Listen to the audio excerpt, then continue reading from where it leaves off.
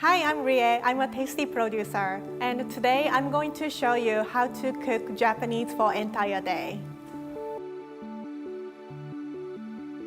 Japanese traditional breakfast consists of rice, miso soup, grilled fish, and some side dishes, like tamagoyaki egg omelette. It's my favorite. If I have to choose a last meal, I'll definitely choose Japanese breakfast. Commonly, we use a rectangle pan. This pan is just made to make tamagoyaki. You'll pour egg mixture very thin, almost like making a crepe.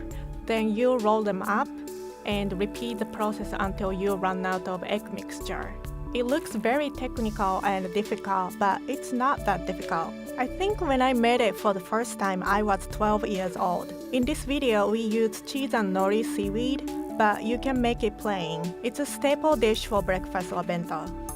Another typical main dish for Japanese breakfast is grilled fish, like salmon. Maybe it seems odd for people from other culture, but this is what I grown up eating with.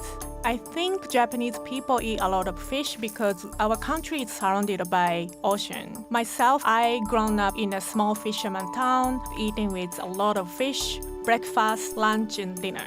It's one of my comfort food. It's full of healthy fats, and fish is a very important part of Japanese diet. Another staple dish for Japanese breakfast is miso soup. Tofu is one of the common ingredients. I'll demonstrate how Japanese chef cut tofu on your palm. My mom told me how to do it correctly. So first, pick up the tofu, put on your palm. Tofu is very soft and fragile. Slice horizontally, and then cut very gently.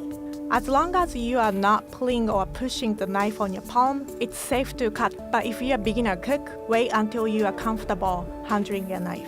I don't want young audience to watch this video and go injure themselves. Basic ingredients for miso soup is wakame seaweed, tofu, and enoki mushrooms. But you can use any kind of vegetables. I think each family or region have their own way of making miso soup. My mom always prepared breakfast for us. I didn't realize how time-consuming it was to prepare breakfast in traditional way. I began to appreciate more the effort it took since I started living by myself in the US. Now my typical breakfast is coffee and maybe some yogurt, but I still miss both the taste and nutritious value of a classic Japanese breakfast.